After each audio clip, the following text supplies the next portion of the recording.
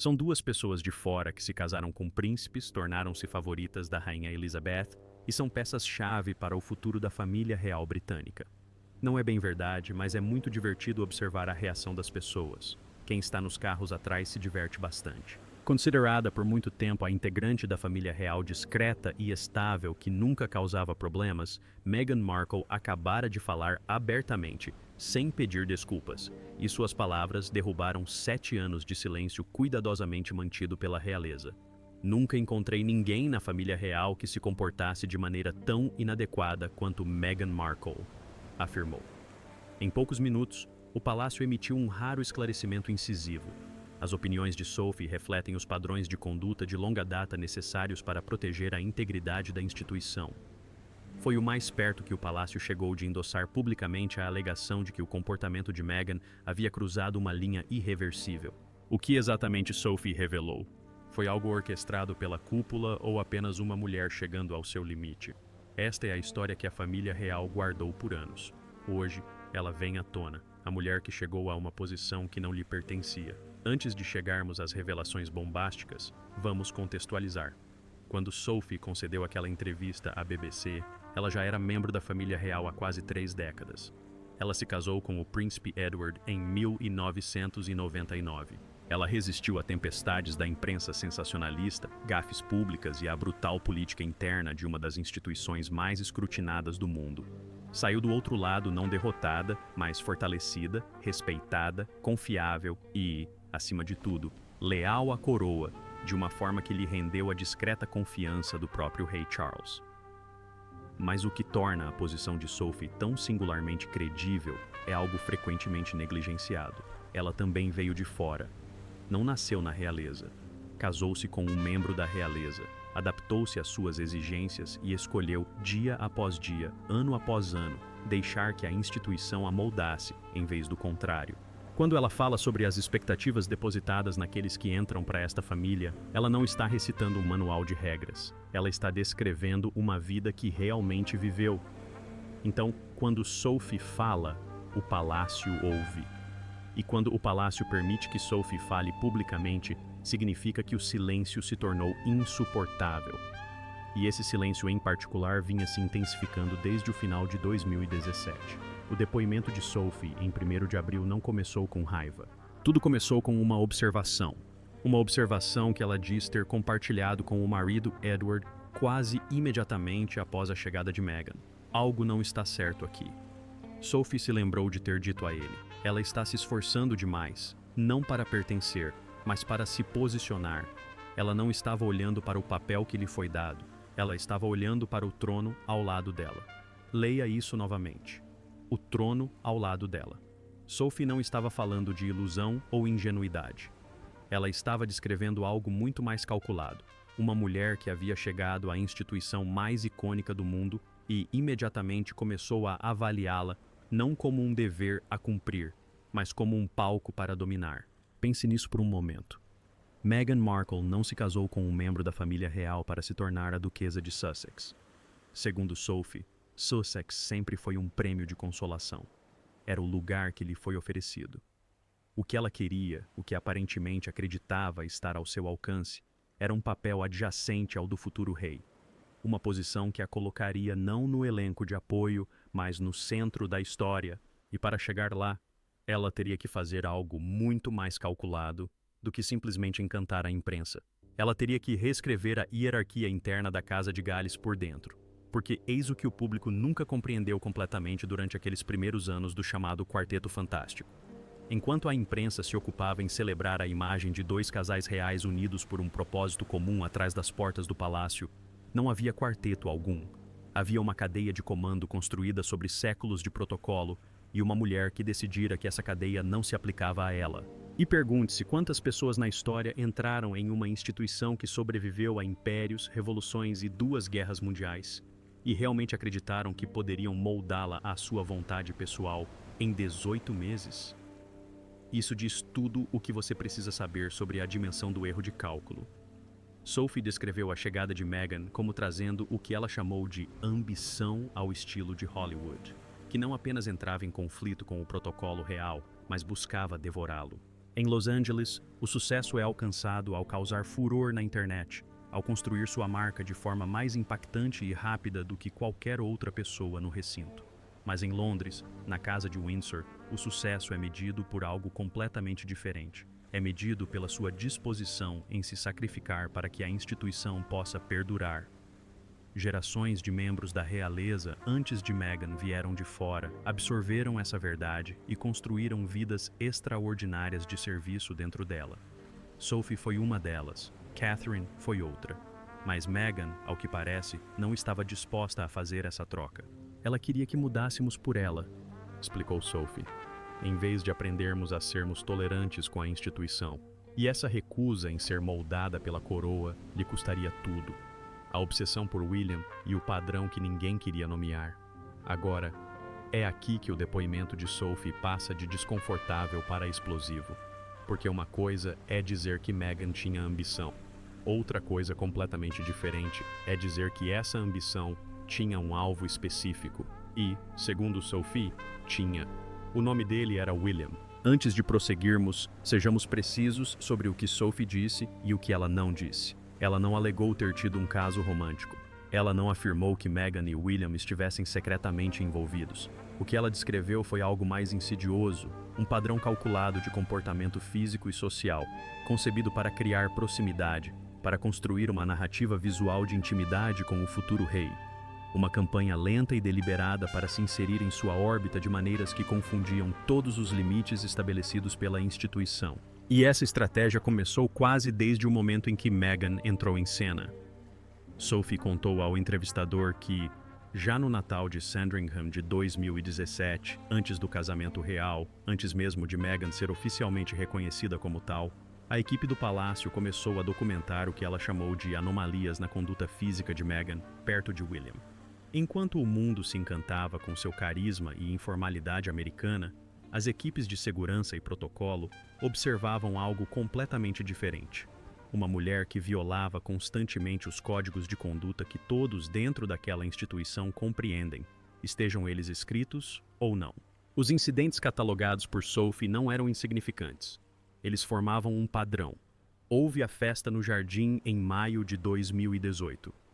Apenas 72 horas após seu casamento com Harry, Meghan teria cumprimentado William não com um aceno formal ou o cumprimento costumeiro entre sogros, mas com o que Sophie descreveu como um beijo demorado na bochecha e um aperto firme e prolongado em seu antebraço. Fontes presentes notaram que William ficou visivelmente tenso. A equipe sênior ficou alarmada. Não se tratava do carinho de uma nova integrante da família se adaptando. Era uma mulher que havia sido duquesa há apenas 3 dias e já estava testando os limites do homem que um dia seria rei. Depois, houve o encontro sobre saúde mental em outubro de 2018, no Palácio de Buckingham. As câmeras flagraram Meghan colocando a mão espalmada nas costas de William, um gesto de orientação, de posse, geralmente reservado a um cônjuge ou a um dos pais.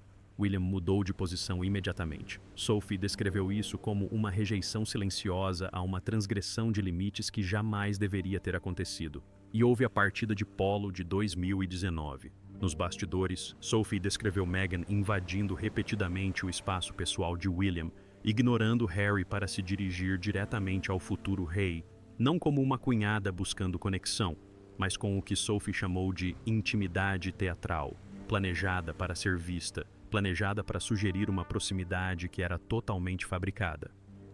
Não se tratava apenas de um abraço, esclareceu Sophie. Tratava-se do que aquele abraço sinalizava.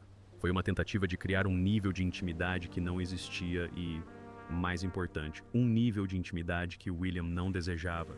E aqui está a parte que causa arrepios. Sophie diz que não acredita que isso tenha sido acidental. Ela não acredita que tenha sido um mal-entendido cultural.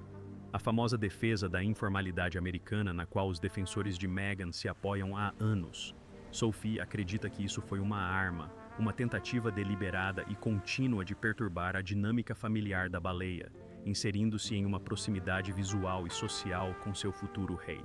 Houve momentos, admitiu Sophie em voz baixa, em que sentiu que não estava buscando a aprovação de Harry. Ela buscava a atenção de William. Ela não parecia querer tanto o título de Sussex quanto ser a outra mulher na narrativa da família de Gales, aquela que poderia romper a reserva de William. Pense nisso. E se você acha que o palácio exagerou, se acha que tudo isso é uma manipulação retrospectiva, considere o que aconteceu no Fórum da Fundação Real em janeiro de 2019. O público viu 4 membros da realeza em um palco discutindo saúde mental. Um momento de união, de propósito, dos Fab Four em ação.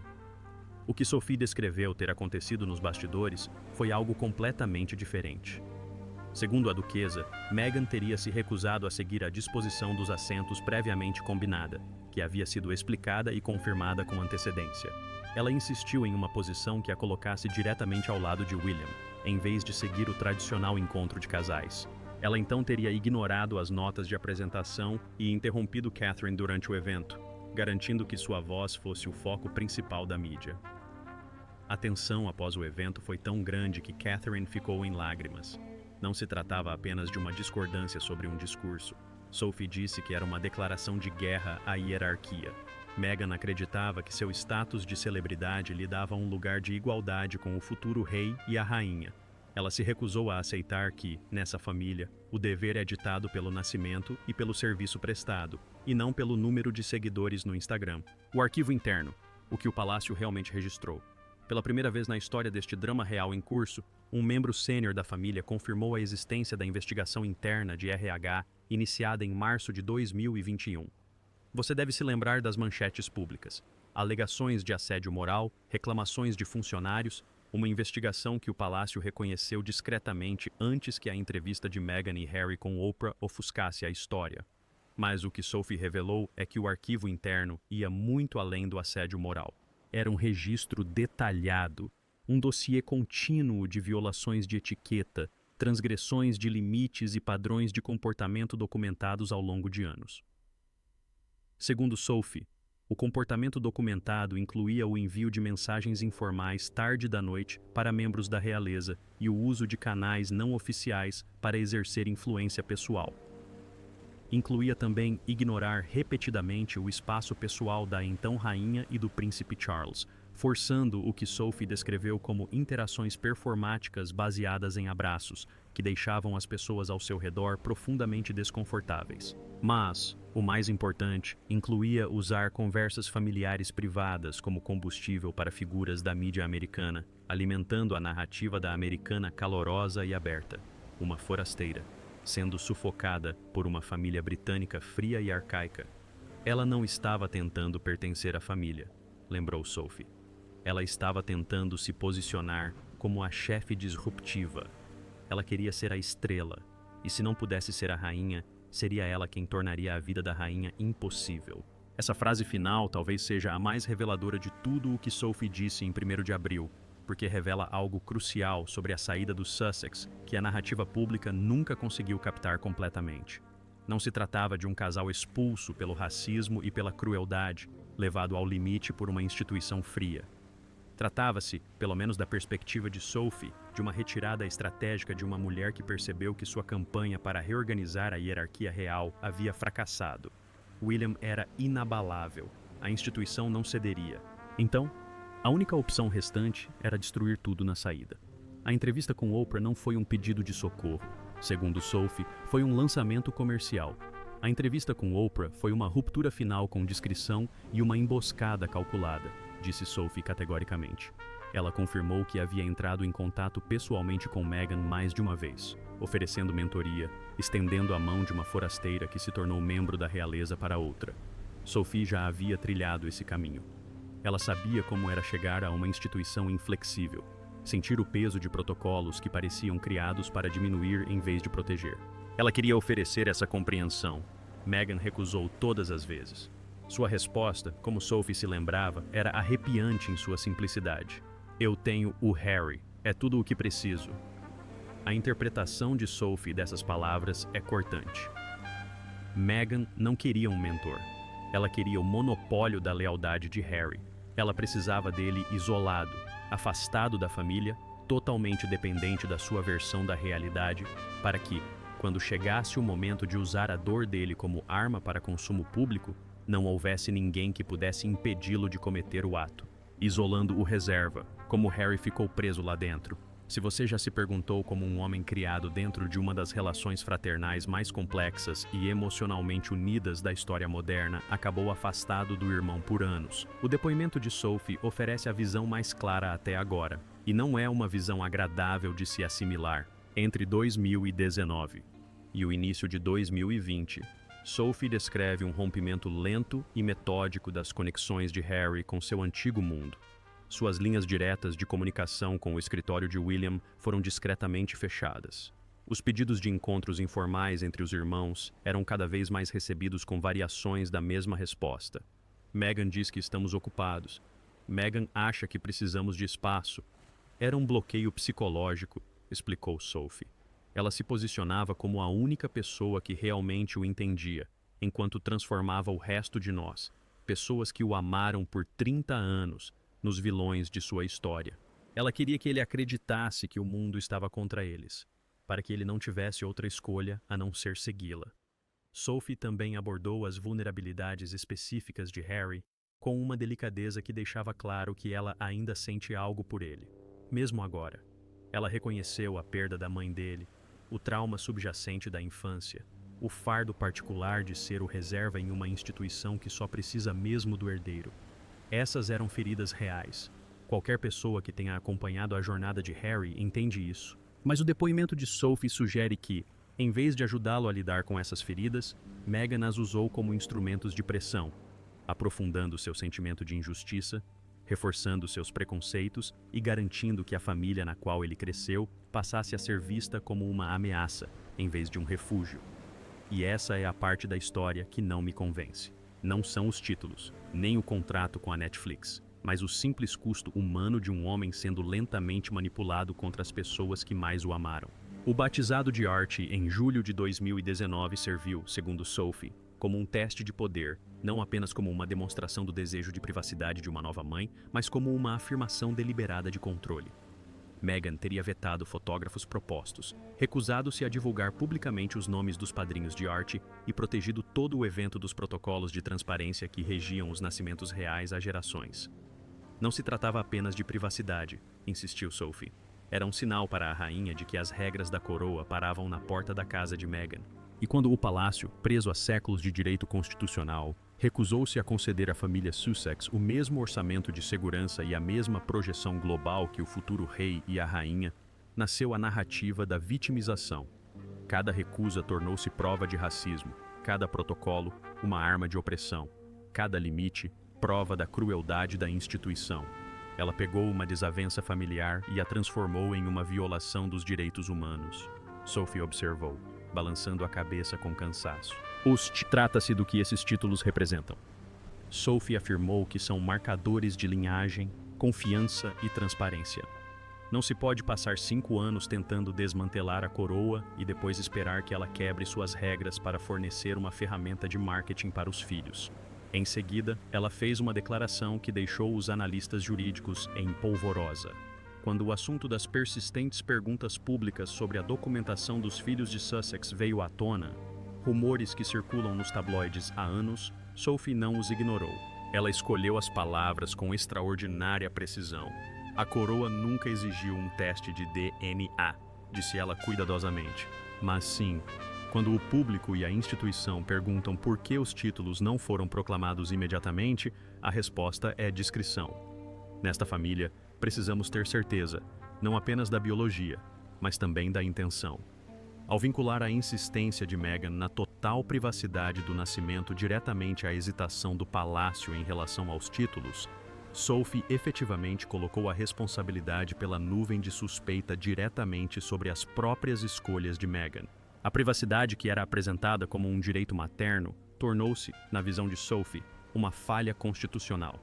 E então havia Harry. Suas batalhas judiciais contínuas com o Ministério do Interior sobre proteção policial armada, sua exigência de pagar por acesso privado a policiais financiados com recursos públicos, suscitaram algumas das críticas mais contundentes de Sophie. Exigir proteção estatal armada enquanto se nega os deveres que a justificam não é apenas insensível, disse ela, é perigoso. Harry quer a proteção da monarquia sem a espada das suas responsabilidades. A comparação com o príncipe Andrew foi deliberada e incisiva. Se você não é um membro ativo da família real, não recebe a proteção do Estado. Não há exceções para membros especiais da família. O Rei Charles, segundo Sophie, endureceu significativamente sua posição no final de 2024, principalmente depois que pesquisas internas mostraram que a popularidade de Meghan no Reino Unido havia despencado para impressionantes 17%. A diretiva privada do rei era inequívoca. Não haveria uma segunda reunião em Sandringham. Nenhum caminho de volta ao status de membro ativo da realeza. A porta não estava trancada. Ela havia sido, nas palavras de Sophie, simplesmente coberta. Catherine, a mulher que permaneceu. Nenhuma análise da queda de Meghan está completa sem compreender a mulher que nunca caiu. O retrato que Sophie faz de Catherine, princesa de Gales, forma a espinha dorsal moral de todo o seu depoimento de 1º de abril. Se Meghan era a tempestade, Catherine era a calmaria. E o que torna o contraste tão devastador é que nunca houve competição, porque Catherine nunca encarou dessa forma. Catherine nunca tentou ofuscar ninguém. Ela nunca buscou igualdade de destaque. Ela nunca exigiu que a instituição mudasse seu ritmo para acompanhar sua ambição. Ela simplesmente aparecia todos os dias e fazia o trabalho.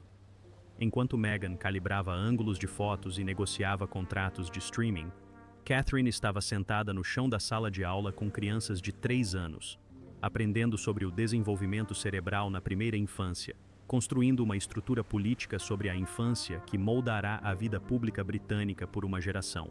Catherine entendeu desde o primeiro dia que The Crown é uma maratona, não uma corrida de curta distância, explicou Sophie, com a voz visivelmente mais suave ao falar da princesa de Gales.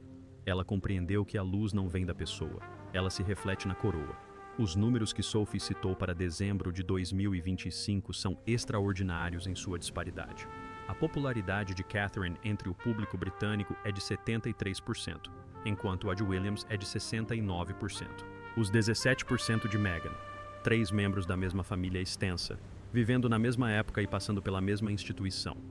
3 desfechos completamente diferentes. Os números não mentem. O concerto Together at Christmas, com o qual a equipe de Meghan na Califórnia teria se esforçado para competir, programando seu especial de Natal da Netflix exatamente no mesmo horário, contou a história definitiva. Catherine atraiu 8,4 milhões de espectadores. O especial de Meghan não entrou no top 10 do Reino Unido. Era a mesma estratégia que vemos há anos, comentou Sophie. A entrevista com a Oprah durante a doença do príncipe Philip, o trailer da Netflix durante o Earthshot e agora a tentativa de competir com um culto de Natal. Isso demonstra uma falta fundamental de tato.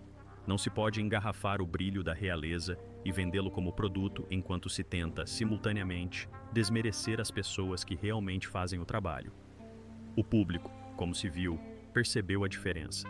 O trabalho de Catherine no desenvolvimento infantil, sua defesa da saúde mental, sua campanha de modelagem de usos, nada disso era encenação.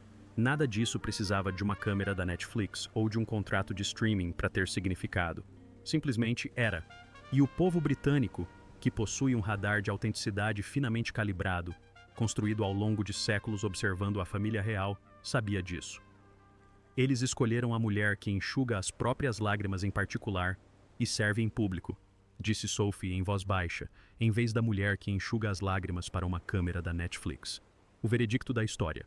Conforme a transmissão de 1º de abril se aproximava do fim, Sophie se voltou para o futuro. Ela falou de uma monarquia que emergiu da tempestade de Sussex mais enxuta, mais incisiva e mais consciente de si mesma. O drama, os títulos, a entrevista com Oprah, a série da Netflix, as batalhas judiciais, a guerra dos tabloides foram dolorosos. Mas também serviram, na visão de Sophie, como uma força esclarecedora. Despojaram a instituição do decorativo e a forçaram a reafirmar seu propósito essencial. Tivemos nossa era de correção, disse Sophie com firmeza. Sabemos quem somos. Somos os guardiões da história do povo britânico. Não estamos aqui para sermos curtidos nas redes sociais. Estamos aqui para sermos confiáveis em tempos de crise. No final de 2025, com o Spotify e a Netflix supostamente reduzindo seus contratos com os Sussex e a Fundação Archewell, registrando uma queda de 40% nas doações, a marca Sussex chegou ao seu limite. A operação comercial construída sobre os destroços da Casa de Windsor acabou exigindo justamente aquilo que havia rejeitado: a credibilidade da própria coroa. Não se pode vender a ideia de proximidade com a realeza para o público americano enquanto se afirma que a família real é uma instituição racista, fria e disfuncional. A contradição acaba por ruir sob o próprio peso. Não se pode abandonar uma família, classificá-la como tóxica e depois tentar vender uma marca de estilo de vida que remete ao glamour da realeza. Sophie observou: o mundo vê hipocrisia. Sophie também comentou a decisão do palácio de permanecer em silêncio diante da enxurrada de críticas, da série documental da Netflix e dos pedidos de registro da marca Royal Globe. Ela revelou que isso não era fraqueza, era uma decisão final e soberana. O rei e William haviam tomado uma decisão calculada. Engajar-se com um adversário performático é dar-lhe o oxigênio que ele tanto deseja, simplesmente seguindo em frente. Ao se concentrarem no concerto Together at Christmas, nos compromissos de Estado de 2025 e na monarquia enxuta e focada que agora se molda sob a liderança de William e Catherine, o palácio efetivamente evaporou a narrativa dos Sussex sem disparar um único tiro. E então, a duquesa de Edimburgo proferiu seu veredicto final sobre a mulher que, por 7 anos, esteve no centro da crise real mais importante desde a abdicação de Eduardo VII. Ela nos tratava como um palco. A voz de Sophie ainda ecoava. Nós a tratávamos como um membro da família até que ela provou que não era. Sem gritos, sem amargura, apenas definitiva, como só a verdade pode ser. O espírito indomável, como Sophie chamava Meghan desde o início, aquela recusa em ser domesticada pelas exigências do serviço, não havia destruído a instituição. O palácio foi testado, submetido a testes de resistência, exposto a cada rachadura, cada tensão silenciosa, cada queixa não expressa que se acumulava dentro de seus muros há anos. E quando a poeira baixou, quando as câmeras da Netflix foram embora e a entrevista com Oprah desapareceu nos arquivos da história, o que restou foi exatamente o que sempre esteve lá: a coroa, o dever, as pessoas que a elegeram. A porta está fechada, o reino perdura, e a história, que tem uma longa memória para aqueles que confundem seu palco com o seu próprio, fará o resto. E agora, finalmente, sabemos exatamente o que aconteceu por trás disso. Então, aqui está o que eu preciso que você faça agora. Se você acredita que a monarquia britânica acabou de sobreviver ao seu desafio interno mais perigoso na história moderna, deixe um comentário abaixo. Se você acha que ainda há mais por vir, que este é apenas o começo do acerto de contas de Sussex, me diga também, porque esta história não acabou e as perguntas também não. Clique no botão de inscrição para não perder nenhuma atualização. Curta este vídeo se o depoimento de Sophie mudou a sua perspectiva sobre todo este capítulo da história da realeza. E compartilhe, porque as pessoas da sua vida que acompanharam essa história merecem saber o que aconteceu por completo. Até a próxima.